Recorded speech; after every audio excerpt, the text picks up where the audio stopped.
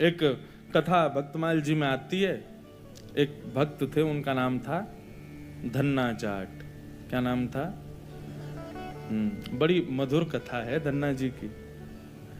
धन्ना जी की कथा ऐसे प्रारंभ होती है कि सामान्य से परिवार में धन्ना जी का जन्म हुआ। देखो, ये हरिप्रिय हैं, इनको हरि प्रिय थे, लेकिन इनकी भक्ति से फिर ऐसी स्थिति हो गई कि ये हरि को प्रिय लगने लगे।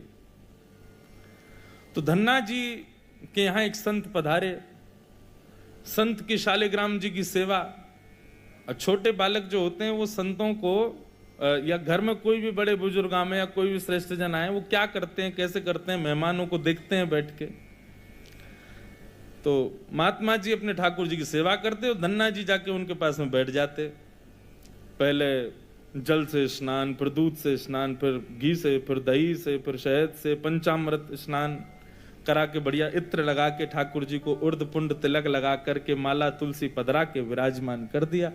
धन्ना जी को इतनी अच्छी लगी ये सेवा, रोज बैठ जाते, पूरी रात रोते, अपनी माँ से कहते मैया ये सुबह कब होगी। क्यों? वो सुबह होते ही बाबा के पास जाऊंगा, उनकी सेवा देखूंगा कैसे करते हैं। तो धन्ना जी रोज सेवा देखते, बड़े खुश होते। जैसे महात्मा का जाने का समय आया, धन्ना जी बिखर गए। कहां जा रहे हो आप? बोले बेटा अब हो गई हमारी सेवा पूरी, अब हम जा रहे हैं, फिर आएंगे कुछ साल बाद। धन्ना जी बोले तो आप चले जाओ, इनको छोड़ जाओ यहीं पे, ये ठाकुर जी यहीं रहे आए, मैं इनकी सेवा करूंगा। बाबा बोले अरे तुम छोटे बालक हो, तुमसे सेवा बनेगी नहीं बेटा, तुम जिद मत करो। धन्ना जी तो रोने लगे, बोले नहीं मैं सेवा करूंगा, मुझे तो ये चाहिए। जैसे कोई वस्तु के लिए बालक जिद करता है, ऐसे धन्ना जी ठाकुर जी के लिए जिद करने लगे। माता पिता परेशान, महात्मा अलग परेशान, क्या करें। और इतना रोवे कि महाराज पूरा घर अधर कर दिया, मोहल्ले वाले तक इकट्ठे हो गए। क्या हो गया? बोले धन्ना जी के महात्मा जी जा रहे हैं, उनके ठाकुर जी मांग रहा है धन्ना। अब किसी में ये हिम्मत भी नहीं कि महात्मा सिंह कहते हैं दे जाओ।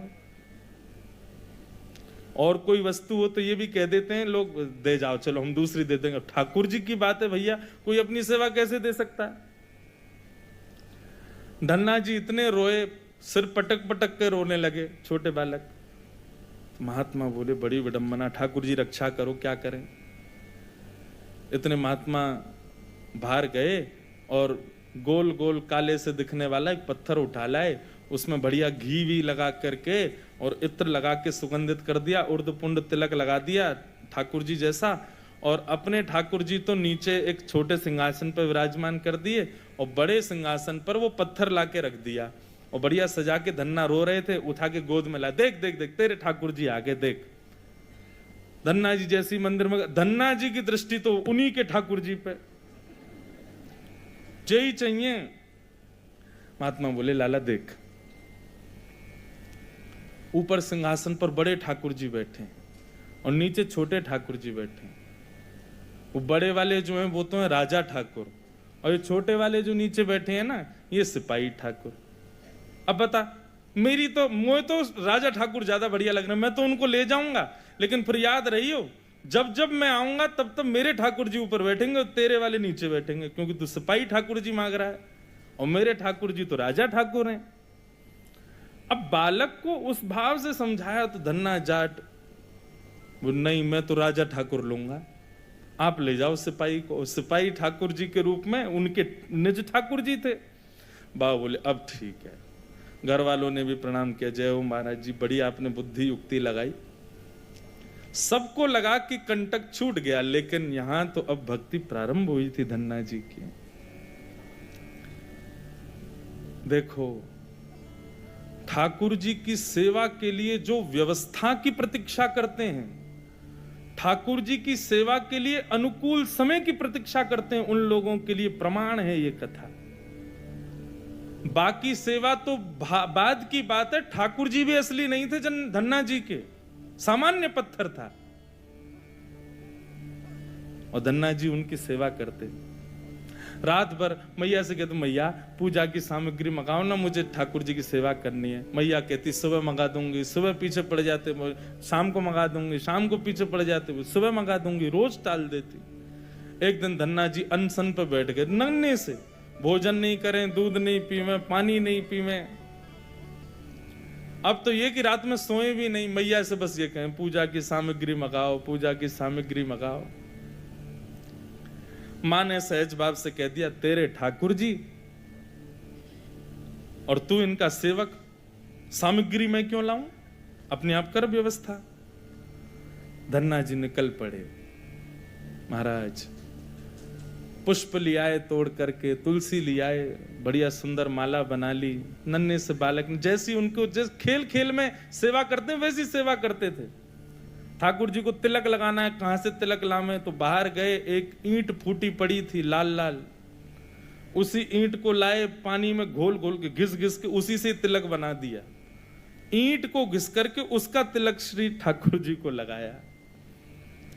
ऐसी सेवा करने लगे, अपने संगी रखें, अपने संगी सुलामें, संगी मतलब खेल खेल की सेवा थी केवल।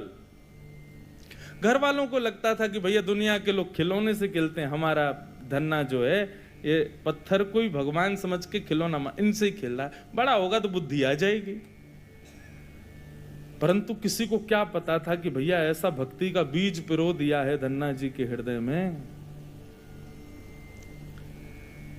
धन्ना जी भोग लगाते और भोग लगाने के बाद में पर्दा लगा करके वहीं बैठ जाते और बैठ करके प्रतीक्षा करते कि ठाकुर जी पा रहे होंगे। फिर धीरे से पर्दा हटा के देखते, अच्छा अभी पाई नहीं, ठीक है, फिर बैठ जाते, फिर प्रतीक्षा करते कब पाएंगे। खूब देर हो गई, नहीं पाई तो ठाकुर जी से बोले आप रोज भोजन अधूरा छोड़ देते हो। मैं भोजन अधूरा छोड़ देता हूं, मेरी मैया मुझे बहुत मारती है, लेकिन महात्मा जी मुझे ये बता के नहीं गए कि वो मैं आपके संग कर सकता हूं कि नहीं। मेरी मैया तो मुझे बहुत मारती है, लेकिन पता नहीं मैं कर सकता हूं कि नहीं। धन्ना जी के उस प्रिय भाव, भक्ति भाव पर ठाकुर जी रीझने लगे। एक दिन तो धन्ना जी हट करके बैठ गए, यदि आपने नहीं पाया तो मैं भी नहीं पाऊंगा। धन्ना जी ने थोड़ी देर देखा, थाली यथावत रखी है, नहीं पा रहे, तो ठाकुर जी की तरफ कमर करके लेट गए। तो ठीक है, तो आज मैं भी भूखा सोऊंगा। इतने में ही जैसे उंगली को कोई जोर से चाटे तो चट चट आवाज आती है ना, ऐसी चाटने की जोर जोर से आवाज आने लगी। धन्ना जी बोले ये चप चप खा कौन रहा है, और ये ऐसे चटकारे ले ले करके कौन उंगली चाट रहा है। जैसे ही पर्दा हटा करके देखा तो नील माधव भगवान बैठ करके धन्ना जाट की उस थाली में से प्रसाद पा रहे थे। दर्शन किए जब श्याम सुंदर के, मोहित हो गए। ऐसा नील वरण ठाकुर जी का कटाक्ष नेत्र, बढ़िया सुंदर घुंघराले केशों की गूंद बना करके उसमें मोर पंख लगा रखा है। जैसे धन्ना जाट छोटे वैसे ठाकुर जी भी छोटे से नन्हे से गोपाल जी आ गए। और जैसे मानो पूरे हाथ में सान लेते हैं ना सब्जी छोटे बालक, ऐसे ठाकुर जी ने माखन मिश्री और सारी सब्जी सान रखी है और खूब प्रेम से चाट चाट करके पा रहे हैं। धन्ना जाट बड़ा प्रसन्न हो गया, बोले आप तो बड़े प्यारे हो, आज आप प्रत्यक्ष मेरे सामने आ गए। ठाकुर जी धीरे धीरे अब धन्ना जाट के सखा बनने लगे। धन्ना थोड़ा बड़ा हुआ, गऊ चराने, बछड़ा बछिया चराने जाता तो अपने शालिग्राम, जो शालिग्राम थे ही नहीं, सामान्य पत्थर थे, उनको सजा धजा के बढ़िया अपनी जेब में धर के ले जाता। रास्ता भर उनसे बात करता, नीचे वृक्ष के नीचे बैठ करके ठाकुर जी, अब कोई नहीं है ठाकुर जी प्रकट हो जाओ, तो ठाकुर जी प्रकट हो जाते, धन्ना के साथ प्रेम से पाते। बंधुओं देखो इस कथा से क्या समझ में आ रहा है, धन्ना जी के भीतर ऐसा कौन सा गुण है जिस पर ठाकुर जी रीझ रहे हैं। दीनता। कल हमने एक सूत्र लिया था भक्ति में, अविचार। भगवत भक्ति में विचार नहीं करना है, जो करना है सो करना है। मन में बात आ गई तो बस ठाकुर जी को प्रस्तुत होनी चाहिए। पहला सूत्र। भक्ति का दूसरा सूत्र है दीनता। जितने सीधे, जितने दैन्य, जितनी दीनता में ठाकुर जी की भक्ति में रहोगे, ठाकुर जी उतने प्रसन्न रहेंगे। जितने चतुर बनने का प्रयास करोगे ठाकुर जी के सम्मुख, उतने ही ठाकुर जी दूर भागेंगे। जितना हो सके दीन रहो। ठाकुर जी की भक्ति में किसी भी प्रकार की चतुराई नहीं होनी चाहिए। दीन। धन्ना जी उन्हीं ठाकुर जी को लेकर के चले गए। ठाकुर जी आज बोले, धन्ना तू तो मेरी बड़ी सेवा करे, पर मेरो भी मन करे कि मैं भी तेरी सेवा करूं। धन्ना जी बोले, ठाकुर जी ये उचित नहीं है। आप भगवान हो, आप एक ईश्वर तत्व हो, आपकी सेवा हम करें अच्छा लगता है, पर आप हमारी सेवा करो, ये कहां की शोभा है। ठाकुर जी बोले, नहीं धन्ना हम तो तुम्हारी सेवा करेंगे, हमें बताओ हम क्या करें। और भैया ये भक्ति, ये भक्त भगवान वाली बात थोड़ी है। यहां तो सखा हैं, आप हमारे सखा हो, हम आपके सखा। सखा तो आपस में मिल बांट के सब काम करें। बता भैया धन्ना हम क्या करें। धन्ना जाट बोले, तो फिर एक काम करो, आप हमारी गैया चराओ। ठाकुर जी बोले, ये तो हमारे जन्म जन्म को काम है, ये तो हम बड़ी निपुणता से करेंगे। और बंधुओं यही होता, धन्ना जाट अपने घर से गैया लेके जाता और वन में जाकर के ठाकुर जी को जैसे ही बाहर पधराता, इतने में वृक्ष के पीछे से ठाकुर जी आ जाते और ठाकुर जी कहते, धन्ना अब तू जाके आराम कर, हम गैया चरा देंगे। और सारी गैया ठाकुर जी चराते। शाम का समय जब होता तब धन्ना जी जाते और जाके ठाकुर जी को दोबारा अपनी जेब में रख के गैया लेके आ जाते। एक दिन वो महात्मा आ गए जो धन्ना जी को वो पत्थर दे के गए थे। जैसे ही घर पे आए तो धन्ना जी लेटे थे।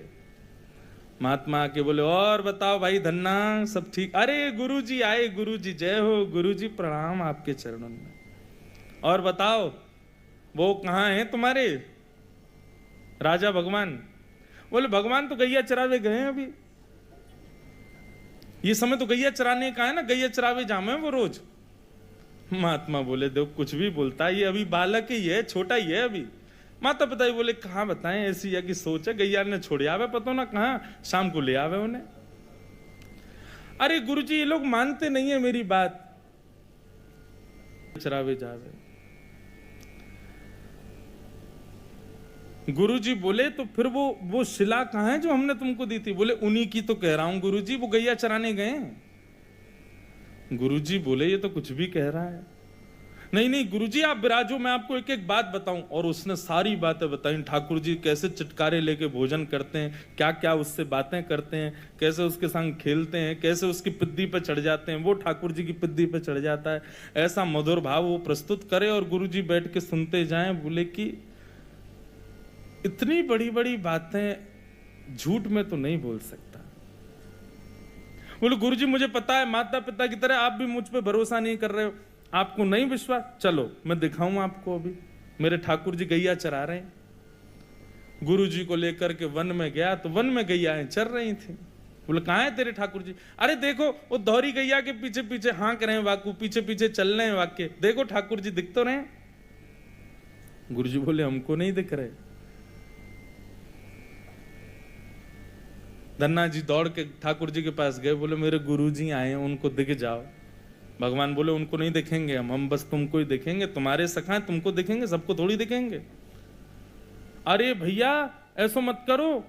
क्यों? बोले, आपको और मोको एक दूसरे से मिलवावे वाले तो गुरुजी हैं। गुरुजी यदि मुझको नहीं देके जाते आपको, तो आप मुझे कैसे मिलते?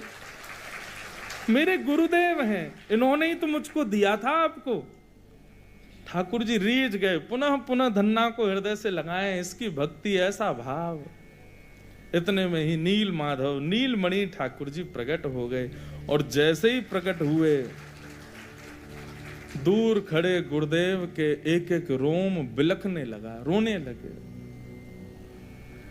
और धन्ना के चरणों में प्रणाम किया।